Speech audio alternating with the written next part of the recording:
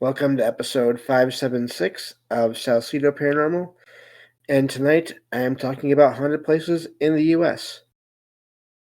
Uh, this is James Salcido, and when I said that, I'm all out of sorts because of issues I had at the beginning of the recording, but I'm your host, James Salcido, like I said, and you can find all episodes of the show, along with links to social media and other ways to contact me, at the podcast page, and that is salsidoparanormal.podbean.com. That's SALSIDO paranormal.podbean.com. Always happy to hear from y'all, whether you have comments or questions or topic suggestions, or accounts of paranormal experiences, whether they're your own or from others that you trust. Happy to either read those or have you join me on the show to talk about them. Thank you all for listening, whether you are here for the live streams on Discord, or if you listen to the podcast or YouTube feeds, or on the Trouble Minds Radio Network, KUAP Digital Broadcasting. There you can hear replays of 2 episodes of the show every night at 9 p.m. Eastern, 6 p.m. Pacific, right before Trouble Minds Radio comes on. And as always, I want to thank Michael Strange, host of Trouble Minds Radio, for having me on the station and putting all my shows up there. And sorry for the complete mess of an intro I did there at the very beginning.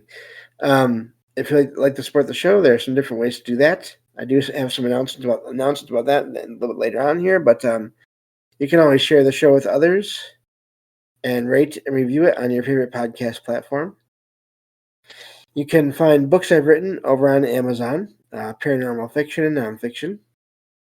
You can also sign up for the Patreon page to get one extra episode of the show starting soon, this weekend actually. It'll be one extra episode of the show per week, whenever possible. And that will be True Paranormal Stories from the Web. So what's going to happen with that is we'll be putting out 5 episodes per week to the main feed. And then 1 episode per week will go to the Patreon. And you can sign up there on any membership level. There's 4 of them there. There's $1, $5, $10, and $20 membership tiers. You get the same benefits for each one, just because it's more about sharing the show with others and just offering a way to support the show if you want to and are able, and wherever you feel comfortable, whatever amount you feel comfortable sharing. So, and I do that because there are always expenses in making these shows and associated projects, which I'll mention again in a minute, from equipment to research material to travel expenses. And the other part of that is there will be, hopefully this year, probably this year, pretty sure, a book that will be coming out that is associated with the podcast, and that will have most of my experiences that I've had, along with several of the accounts of experiences that I've collected from doing the show. And so that'll be a book of all of that, and hopefully the first in a series of such books as we go forward. So, but there are expenses in making books as well. So any support through either Patreon or also, I forgot to mention, PayPal for one-time donations is greatly appreciated, and but never expected.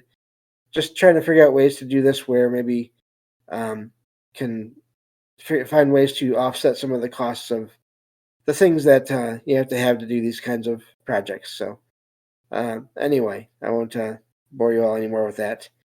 So yeah, tonight, after all that, I'm here to talk about either 1 or 2 places in Alaska. We're going to be finishing that state off soon here. And again, any location I talk about, please check on the current state of the location that I talk about, just because these articles that I find, they're published on certain dates, and the information in them about the hours and sort of the openness of the location to talk about anything paranormal, all those things, along with just general, are they open or are they not anymore, all those things can change between the time that the articles come out and the time that you hear these shows. So I always like to put that out there because I do not ever suggest trespassing for all kinds of reasons, legal, as well as safety and health reasons in some cases. So yeah, that takes care of all of that. And I was just going to apologize for the intro again, but I've already done that. So let me get to the material here, and we'll go from there. So this first place I want to talk about, excuse me, is the Kennecott Mines, and these are abandoned mines in let me see, Wrangell Saint Elsa. No, not Elsa.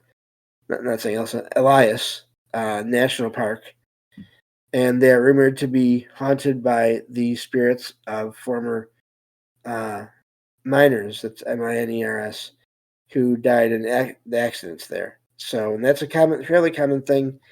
If you look around, I did a couple of shows a couple of years back now about haunted tunnels and mines.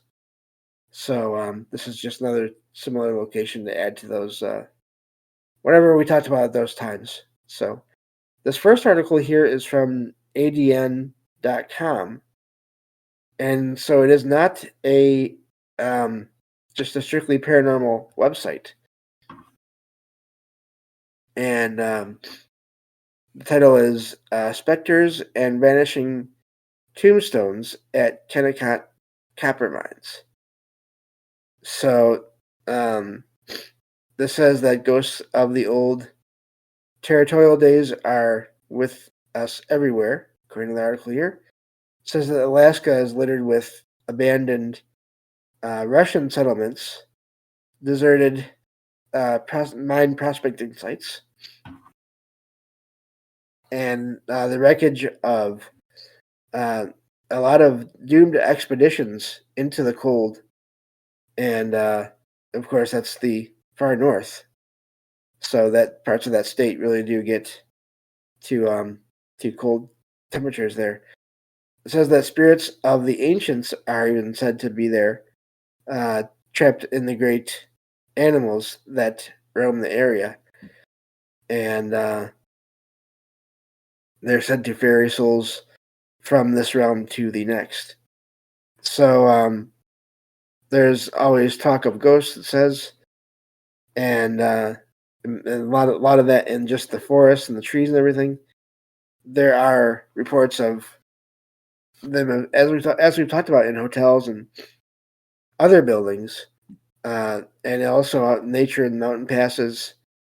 There and then near shipwrecks, there's the one recurring uh, premonition that's said to have scared off state government, and that is somehow fitting. It says that perhaps the greatest concentration of paranormal activity in Alaska's lands has been reported near one of the world's most, basically the best, or most productive or largest deposits of gold and copper.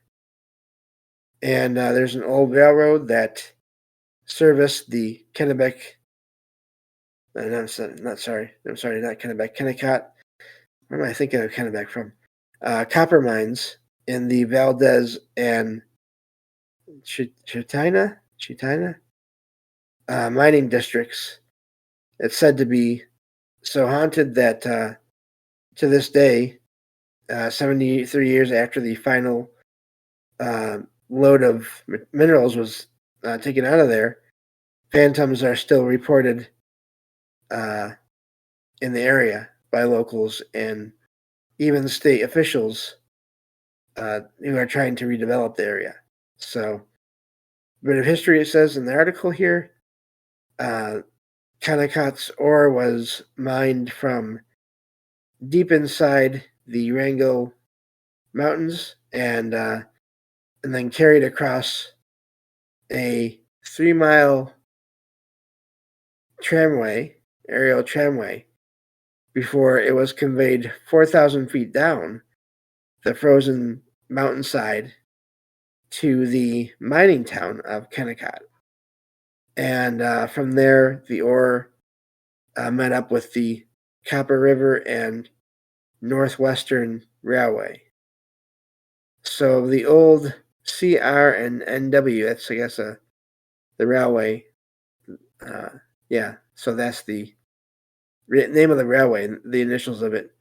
It's an abandoned 200-mile stretch of track that goes from Kennecott Glacier south to Cordova on Prince William Sound. And it says that copper was taken from there and then shipped south to smelters in Tacoma, Washington.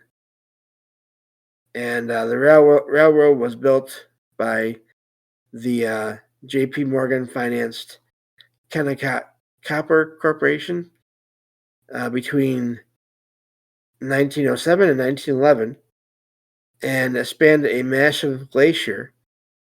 The tracks had to be moved continually. Wow! So they would be just the line would always be changing as the glacier shifted and settled. That's amazing. It bridged several canyons, and it clung to rock walls above the Copper River.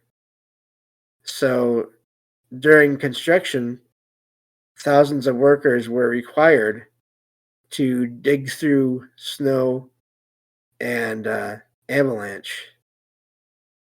So, and then let's see, it says that others went to work to blast away ahead through miles of rock, so solid rock. And of course, during all this construction and blasting, many people died because of accidents there and just the rugged conditions. So it goes more into history about the area, but I think we will skip to the paranormal aspect of this. And but the articles are here for you to check out. So let's see here.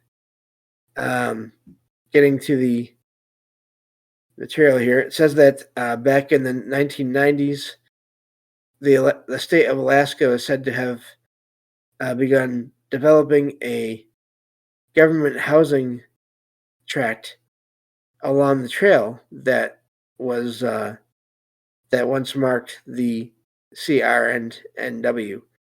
During construction, workers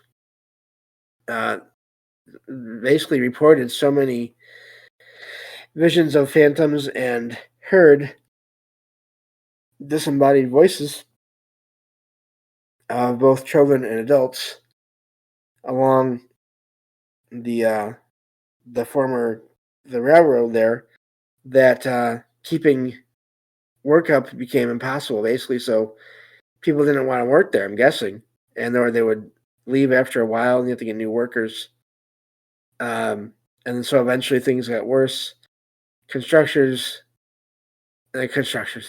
workers saw the tombstones and heard the wails of long dead miners, and then started losing their tools right out of their tool belts. That's not good. In boxes. So it frightened off a lot of people there. And eventually the project is said to have been canceled. So now I wonder if there's no verification, way to verify that. Because it says a lot of, this is like the legend is basically what it's saying. I'm not sure if that's accurate or not.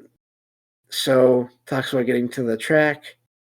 And, but yeah, so that's basically that article there. So that's the first one.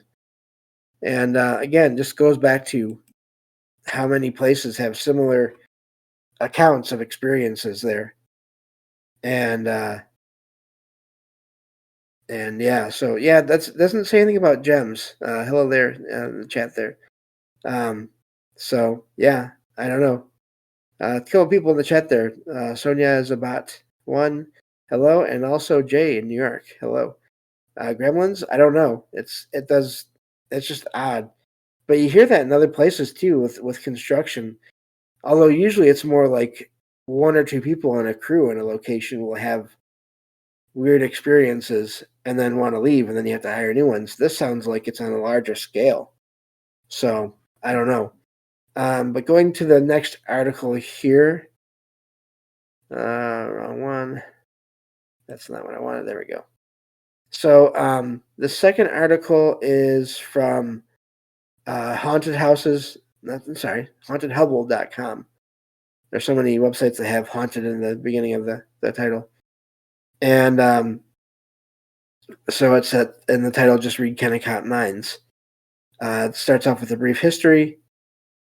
And this is talks about the place where the mines now stand was discovered by two prospectors in August of 1900 when they stopped in the area to graze their horses. So this is going back when that was what you did. You rode on horses. And so realizing the area was had a high concentration of copper, they quickly formed the Shatina Mining and Exploration Company with 9 of their friends. So after word started to spread about the new ore deposit in the mountains. Oh, so also, yeah, it didn't say anything in the first article about gems. I'm sorry, I got distracted. So, but it says that a man named Stephen Birch, who was a mining engineer, bought the prospectors' new find off of them with money he borrowed from wealthy people he knew. And so in total, he paid the 11 prospectors $275,000, which was a ton of money at that time.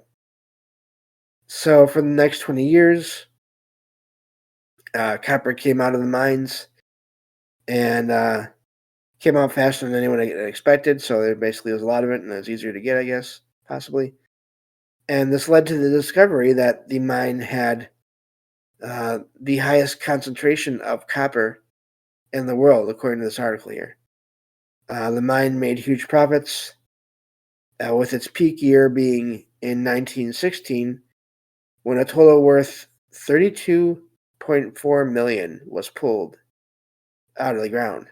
So the town around the mines was built up quickly, and of course, life there never seemed better. So but of course, as it goes with mines, it only lasts for so long, as there is material coming out of the ground.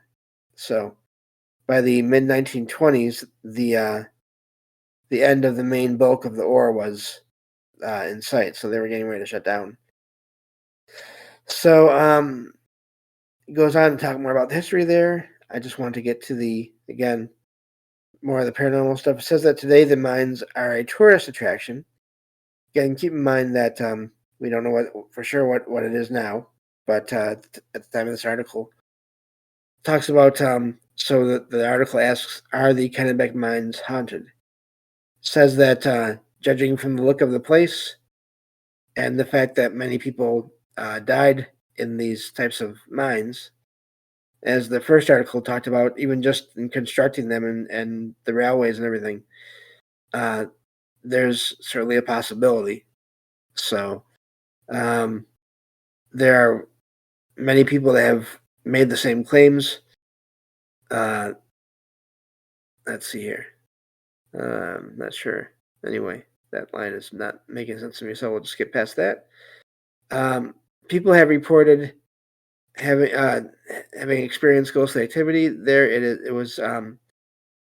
It'd be asked as to where people experience activity there. It'd be faster to list the places where people don't have activity going on there. So just a lot of activity throughout the entire area. But one particular spot that is known to be especially active is the railroad that ran across or went through the Valdez and basically those mining districts there. So, says people have reported seeing the apparitions of past workers walking by the edge of the line, as if following in their place of work, only to disappear when approached. It says the actual mine itself has an eerie feeling to it, but then again, it says or it says any long, dark, abandoned tunnel into the earth. Most of those aren't inviting. I don't know. I'm kind of interested in those kind of places, but as far as the darkness and everything, that doesn't really bother me. But that's just me. It says people have reported everything in the mine itself, from the usual orbs and strange mists to sounds of miners shouting for help from the end of empty tunnels. There's even spirits of some of the miners' families who are said to still linger in the town. Wonder if that could be residual. The main street was a favorite for a lot of activity there, especially after dark. The whole area has a very eerie feeling to it, and says there's isn't a single spot where you don't feel as if you are not being watched. So, so yeah, I think that'll do it for the material there for today. But just I've like I said, I've done a couple episodes now before about mines and tunnels and all those kinds of things. So if you go back through the archive, um, it's you'll find those. And let's see here. So in the chat there, is copper found with any other metals or minerals on a regular basis? I don't know. I thought the first article talked about gold, so I wonder if that's common or not. Sounds like a road trip waiting to happen. Jay, I think I'll let you handle that. I have no desire to go into the cold any more than I already do just here in Michigan. Michigan cold is enough for me. I don't think I want to deal with Alaska cold. But yeah. So in the article there, we'll cover the last of the Alaska locations in the next one of these haunted places in the U.S. episodes, and then we'll be traveling from there to Alaska. Traveling from there to Arizona. That's quite the jump in weather and patterns, anyway. So, but yeah, and just to look into the rest of the week here, what we have going on as far as what you'll hear in the podcast feed. Of course, we'll be doing continuing our review of a book on mythology for a couple episodes here, and have a listener experiences episode coming up soon as well. That's going to be in place of the usual True Paranormal Stories from the Web episode, just because of how things work out. And but looking forward to that. I'll be a return guest. And yeah, so thank you all for listening, and I will talk to you all on the next episode of Salsidoparanormal. Take care.